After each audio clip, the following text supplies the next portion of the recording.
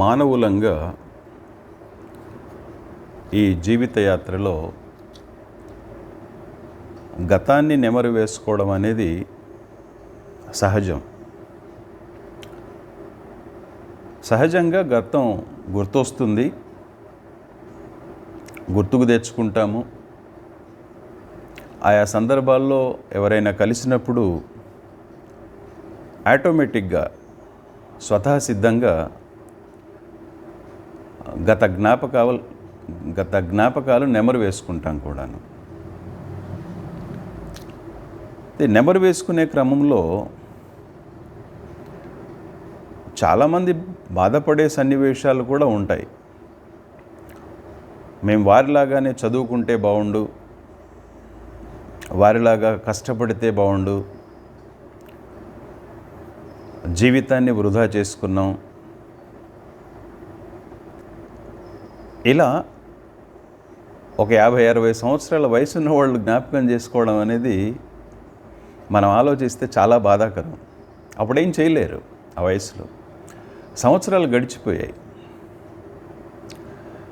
ఎందుకు ఈ మాటలు మనం మాట్లాడుకుంటున్నామంటే, ఆధ్యాత్మిక యాత్రలో ప్రభువుని మనం విశ్వసించిన తర్వాత ప్రభు మార్గంలో నడుస్తూ ఒక 50-60 సంవత్సరాలు గడిచిపోయిన తర్వాత మన వయసు 80 సంవత్సరాలకి లేకపోతే 70 సంవత్సరాలకి చేరువైన తర్వాత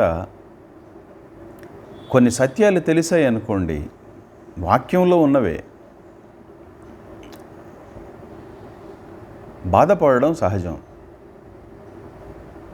విచారించడం సహజం, ఫలితం మాత్రం శూన్యం. ఎందుకంటే గత సంవత్సరాలు మళ్ళీ మన ముందుకు తిరిగి రావు. అందుగురించి మనకు సామెత ఉంది, అందరికీ సుపరిచితమైనటువంటి సామెత. దీపం ఉండగానే ఇల్లు చక్కబెట్టుకోవాలి. ఆ దీపం వెలుతురులో, ఆ దీపం ఆరిపోయిన తర్వాత ఇల్లు చక్కబెట్టుకోవడం అనేది అసాధ్యం. అదే రీతిలో వాక్యాన్ని అర్థం చేసుకోవడం, అది మనం నమ్మిన నాటి నుండి ఒకవేళ మన జీవితంలో ఒక భాగంగా మారితే, కేవలం నమ్మడం కాదు, వాక్యాన్ని అన్వయించుకోవడం కూడా జీవితంలో ఒక భాగంగా మారితే,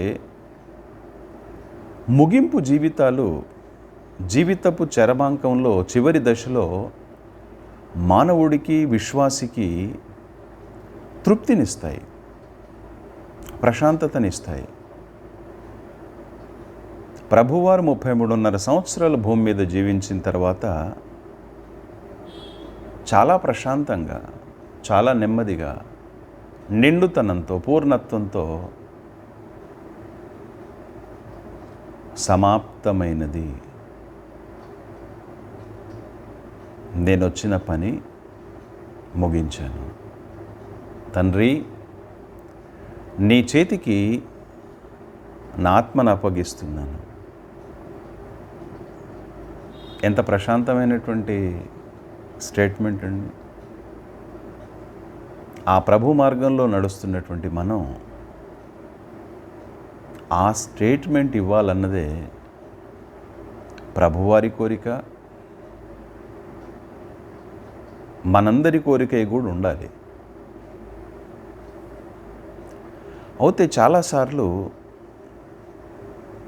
హడావుడి జీవితాల్లో, దైనందిన జీవితంలో అతి ప్రాముఖ్యమైనటువంటి అంశాల్ని మనం మర్చిపోవడం, లేకపోతే వాటిని జీవితంలోని ప్రథమ సత్యాలుగా ప్రయారిటీగా తీసుకోకపోవడం బాధాకరం. ఈ క్రమంలో ఒక విశ్వాసి సహజంగానే ప్రభువుని నమ్మిన తర్వాత ప్రార్థన చేసుకుంటారు.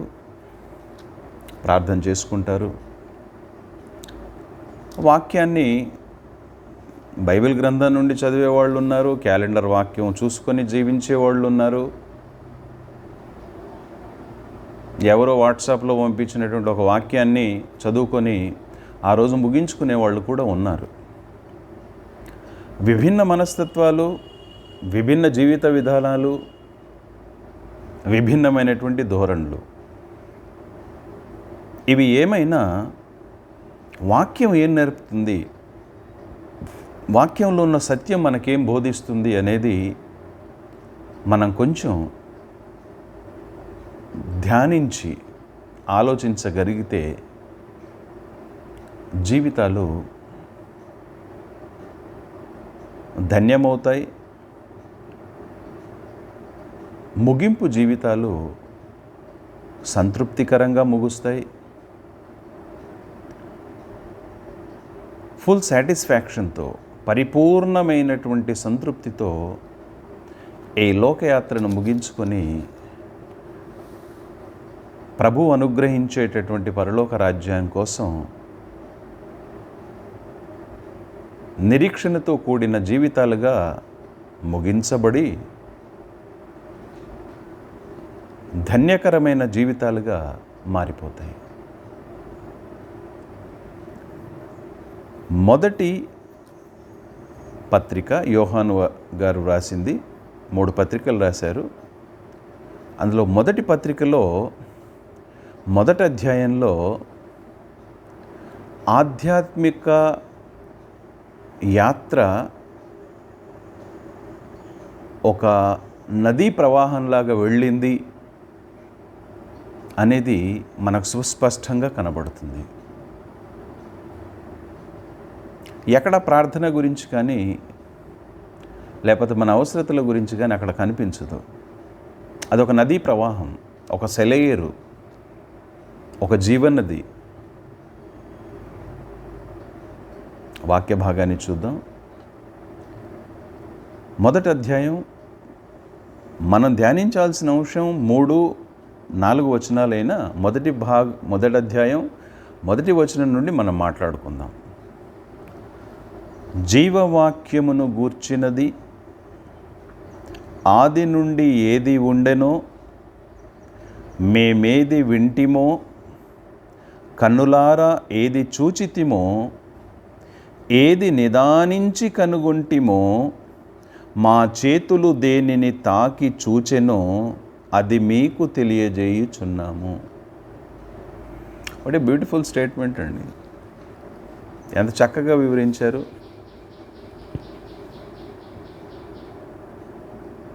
ప్రశాంతంగా ఒక చోట కూర్చొని ఈ వాక్యాన్ని ధ్యానించామనుకోండి, సింపుల్గా ఏంటంటే మనం అద్దం ముందు నిలబడ్డట్టే ఉంటుంది. అసలు మనం ఏం చూసాం, దేన్ని తాకాం? సరే, తాకే అవకాశం లేకపోయినా అంశం గురించి మనం ఏమైనా ధ్యానించామా? ఈ అంశంతో నా జీవితాన్ని నేను ఎలా పోల్చుకోవాలి? ఇవన్నీ ఒకటొకటి క్రమంగా మన మదిలో మెదిలే వాస్తవిక సత్యాలు. ఎంత కోల్పోయి ఉంటాం. అందుకే ఎక్కడో చివరిలో మనం బాధపడే కంటే సత్యాన్ని మనం తెలుసుకుంటే, ధ్యానించి అన్వయించుకోగలిగితే భూమి మీద జీవితాలు ధన్యమవుతాయి. నేను మళ్ళీ చదువుతాను.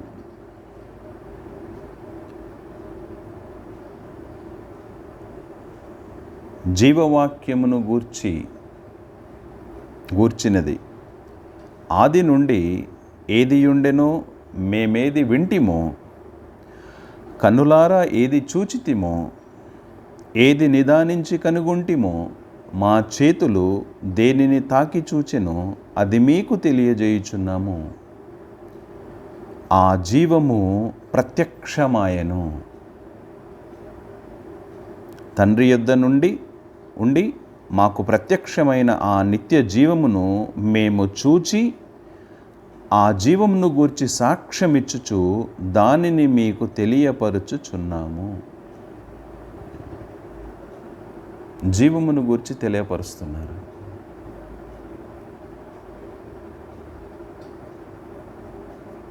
ఒకసారి ఈ వాక్య భాగాన్ని నెమ్మదిగా మీరు ఒంటరిగా కూర్చున్నప్పుడు ధ్యానించండి దయచేసి. This is true spirituality. నిజమైనటువంటి ఆధ్యాత్మికత ఇదే. దాని తర్వాత మన ధ్యాన భాగంలోని అంశం వచనం 3వ వచనం.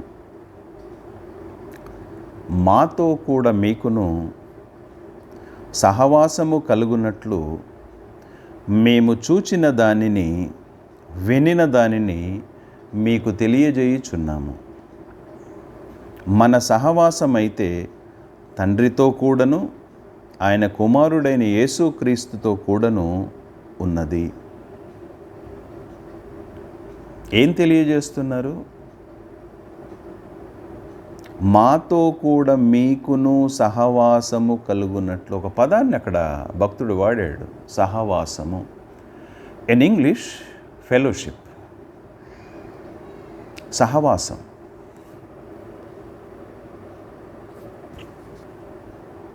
ఫెలోషిప్ ఇద్దరు వ్యక్తుల మధ్యలో. వారేంటో ఈ వ్యక్తికి, ఈ వ్యక్తి ఏంటో అవతలి వారికి స్పష్టంగా, సుస్పష్టంగా తెలిసి ఉంటుంది ఫెలోషిప్లో. అక్కడ ఇంకో మాట కూడా రాశారు, మన సహవాసం అయితే, మన ఫెలోషిప్ అయితే తండ్రితో కూడాను ఆయన కుమారుడైన యేసుక్రీస్తుతో కూడాను ఉన్నది. ఉన్నది. ఈ మాట మనం చెప్పగలగాలి. చెప్పగలమా? నా సహవాసము. ఒకరి గురించి ఒకరికి ఎప్పుడు తెలుస్తుంది?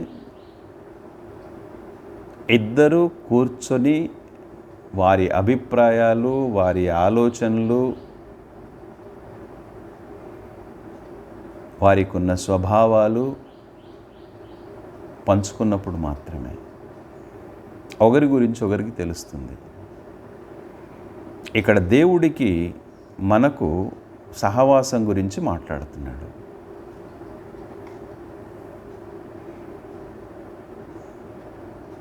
ఉదయం లేచాం, ప్రార్థన చేసుకున్నాం, వాక్యం చదువుకున్నాం, ఇక్కడో అక్కడో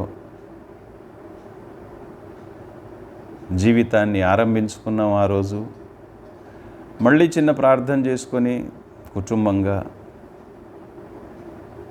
నిద్రపోయాం. మళ్ళీ ఉదయం అదే రొటీన్ లైఫ్. ఇక్కడ ప్రశ్న ఉద్భవించాలి, ఇందులో సహవాసం ఎక్కడైనా దేవుడితో జరిగిందా, ఉందా? It is very important. ఇది చాలా ప్రాముఖ్యమైన అంశం.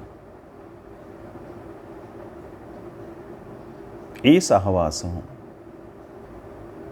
మనం కలిగి ఉన్నామా?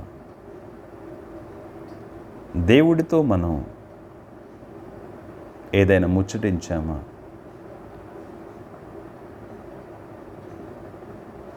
దేవుడు మనతో ఏదైనా ముచ్చటించాడా?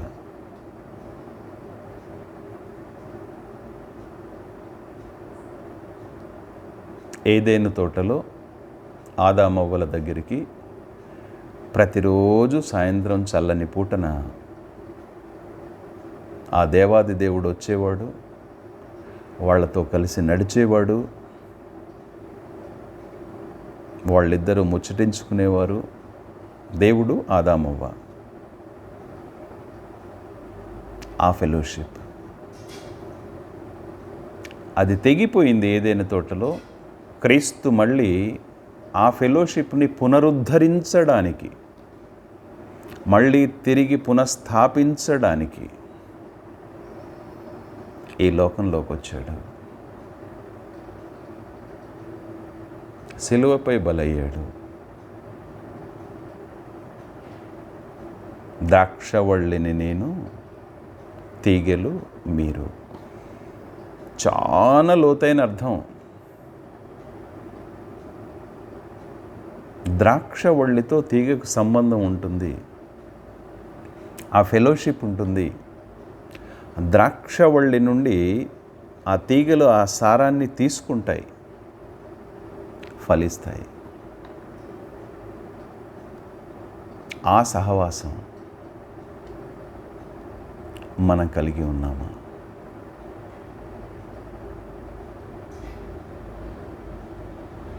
రొటీన్గా జీవితాలు గడిచిపోయిన తర్వాత ఆరంభంలో మనం మాట్లాడుకున్నట్టు ఒక 80 సంవత్సరాలు 70 సంవత్సరాల వయసులో అయ్యో ప్రార్థన వాక్య పఠనంతోనే నా జీవితం గడిచిపోయిందే, దేవుడితో సహవాసం గడిచి నా జీవితాలు గడవలేదే, నా జీవితం గడవలేదే అని అనుకుంటే లాభం ఏంటి?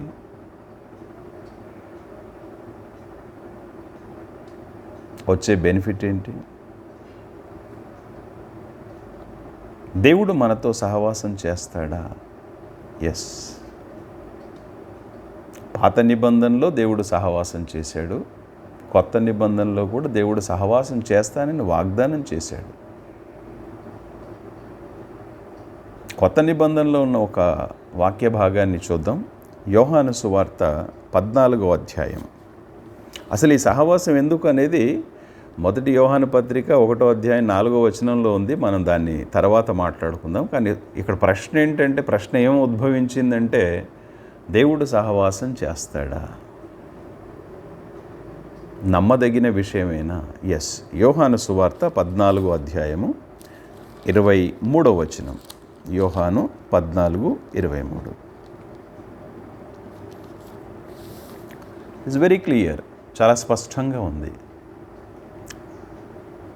యేసు ప్రభువారు అన్నారు యోహాను సువార్త 14:23లో, ఒకరు నన్ను ప్రేమించిన ఎడల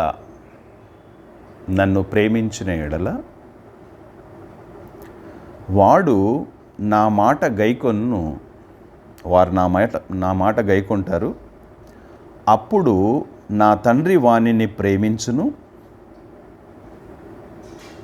we have to listen carefully, చాలా జాగ్రత్తగా వినాలి. ఒకరు నన్ను ప్రేమించిన ఎడల వారు నా మాట గైకొంటారు, అప్పుడు నా తండ్రి వారిని ప్రేమిస్తాడు, మేము వాని యొద్దకు వచ్చి వాని యొద్ద నివాసము చేస్తాము. మీరు ఊహించండి, మేము వాని యొద్దకు వచ్చి, మేము వారి యొద్దకు వస్తాం. వ్యక్తిగతంగా మనతో నివాసం చేస్తాడు దేవుడు. వ్యక్తిగతంగా మనతో నివాసం చేస్తాడు.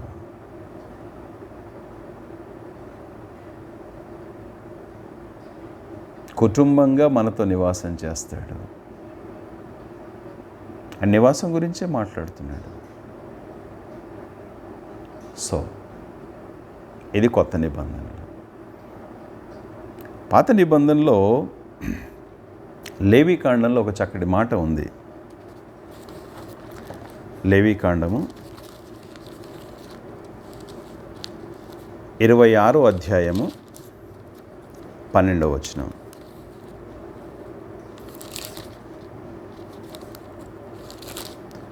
లేవీకాండము 26వ అధ్యాయము 12వ వచనం. నేను మీ మధ్య నడిచెదను, మీకు దేవుడనై యుందును, మీరు నాకు ప్రజలై యుందురు. నేను మీ మధ్య నడుస్తాను. ఫెలోషిప్, సహవాసం అంటే కలిసి నడవడం.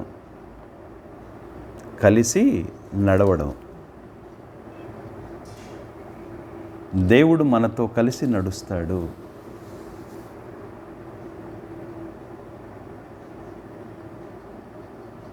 నేను మళ్ళీ రిపీట్ చేస్తాను. ఓకే, ప్రార్థన చేసుకున్న ఉదయం మనకేం కావాల్సిందో మనం అడిగాం, ప్రొటెక్షన్ అడిగాం.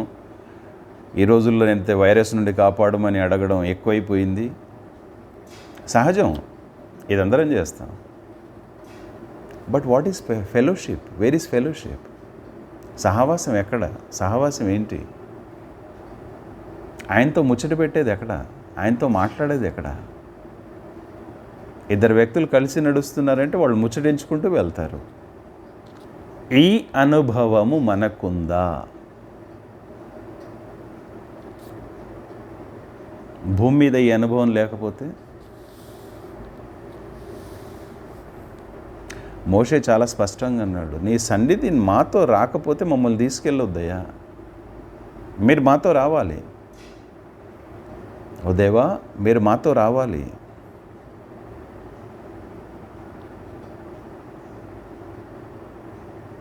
ఈ జీవిత విధానం ఒక విశ్వాసికి, ఒక భక్తుడికి అతి ప్రాముఖ్యం. ఆయనతో కలిసి నడవడం, ఆయనతో చర్చించడం, ఆయనతో ముచ్చటించడం, ఆయన ఆలోచన తెలుసుకోవడం. ఆలోచన అంటే చిత్తం. ఆయన మనసులో ఏముందో గ్రహించడం. మన మనసులో ఎలాగుందో, ఏముందో ఆయనకు తెలిసిపోతుంది. ఆయన కన్నులకు ఏది మరుగేయలేదు. మనం మాట్లాడకముందే ఏం మాట్లాడుతున్నామో కూడా కనిపెట్ట సామర్థ్యం కలిగినటువంటి సార్వభౌమ అధికారం కలిగిన సర్వజ్ఞాని ఆ దేవాది దేవుడు. అతి ముఖ్యంగా ఆయన మనసులో ఏముంది, ఆయన మనతో ఏం మాట్లాడాలనుకుంటున్నాడు, ఏం ముచ్చటించాలనుకుంటున్నాడు, ఏం చెప్పాలనుకుంటున్నాడు.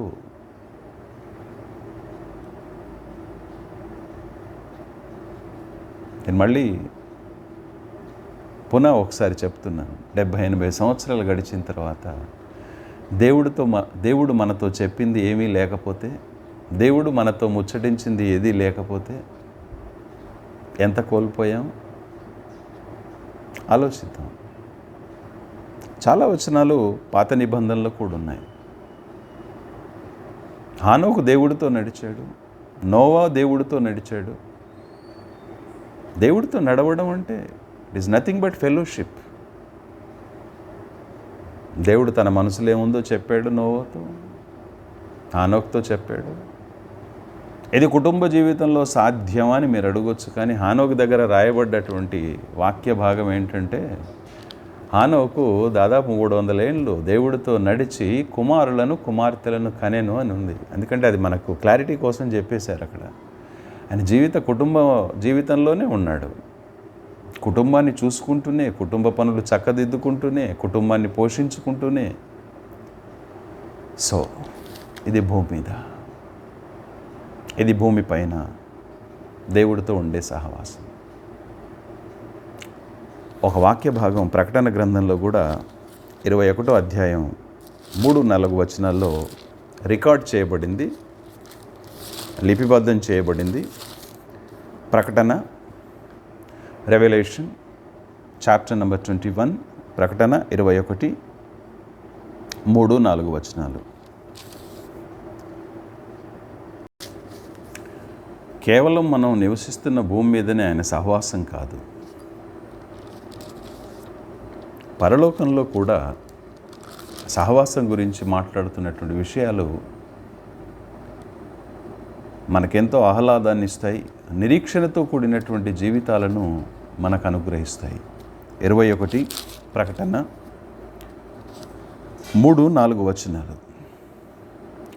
మొదటి వచనం నుండి చదువుకుందాం, ఎందుకంటే మనం చూసే ఆకాశం వేరు, అక్కడ ఉండే ఆకాశం వేరు. అంతటా నేను క్రొత్త ఆకాశమును క్రొత్త భూమిని చూచితిని. మొదటి ఆకాశమును మొదటి భూమియు గతించిపోయెను, సముద్రమును ఇకను లేదు. మరియు నేను నూతనమైన యెరూషలేము అను ఆ పరిశుద్ధ పట్టణము తన భర్త కొరకు అలంకరింపబడిన పెండ్లి కుమార్తె వలె సిద్ధపడి పరలోకమందున్న దేవుని యొద్ద నుండి దిగి వచ్చుట చూచితిని. అప్పుడు ఇదిగో, దేవుని నివాసము మనుష్యులతో కూడా ఉన్నది, ఆయన వారితో కాపురముండును. కాపురం అంటే మనం నెగిటివ్గా అర్థం చేసుకోవాల్సిన అవసరం లేదు. దేవుడు మనతో నివసిస్తాడు, ఆయన మన మధ్యలో ఉంటాడు.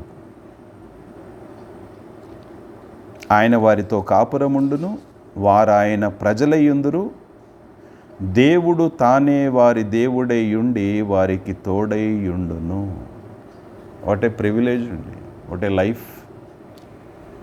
Before death, after death. మరణానికి ముందు సహవాసము, మరణం తర్వాత సహవాసము. ప్రభువారు అనుగ్రహించిన జీవితాలని మనం ఒకవేళ భూమి మీద ధన్యం చేసుకోగలిగితే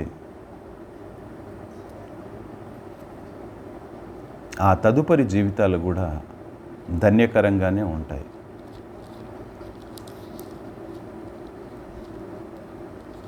అందుకే ఆయన బిడ్డలంగా, ఆయన ప్రజలంగా, ఆయన రక్తం చేత కొనబడినటువంటి స్వాస్థ్యంగా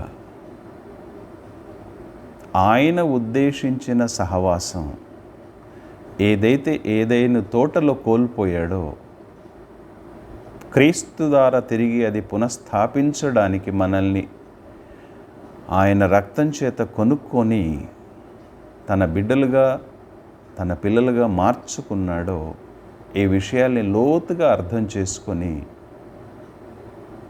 ఆయనతో సహవాసం కలిగి ఉండడానికి ప్రయత్నం చేద్దాం. సహవాసం ఒక అరుదైన జీవిత పరమోన్నత విధానం, ఉన్నతమైనటువంటి జీవిత విధానం. చాలాసార్లు ఒక పెద్ద వ్యక్తితో, పలుకుబడి ఉన్నవారితో మన పరిచయం ఉంటే మనం చాలా గర్వంగా మాట్లాడుకుంటాం, చాలా గొప్పగా చెప్పుకుంటాం. నా గురించి వారికి తెలుసండి, వారి గురించి నాకు తెలుసండి.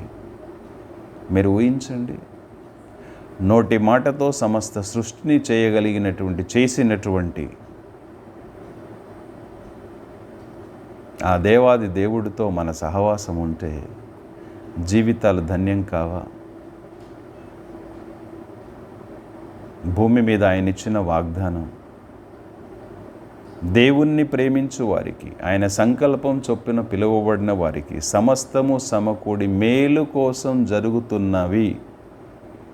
వాగ్దానం మన జీవితాల్లో, మన పిల్లల జీవితాల్లో నెరవేరదా? ఆలోచిద్దాం. కేవలం ప్రార్థన, వాక్య పఠనం కాకుండా ఆయన కోరుకున్న సహవాసం, ఒకవేళ ఆయనతో ప్రతినిత్యం కొద్ది సమయం గడపగలిగి ఆయన భావాల్ని అర్థం చేసుకొని, ఆయన మనసులో ఏముందో తెలుసుకొని ఒకవేళ జీవించగలిగితే ఇంతకంటే ధన్యకరమైన జీవితాలు ఇక వేరే ఉండవు.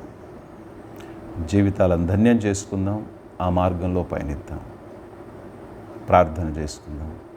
కృపగల తండ్రి, జీవవాక్యమును గురించి మేము విన్నాం, ధ్యానించాం,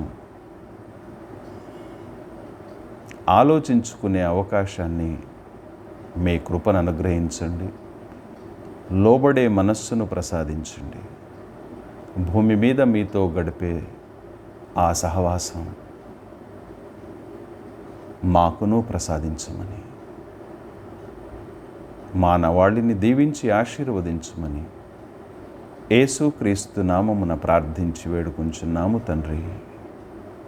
ఆమెన్.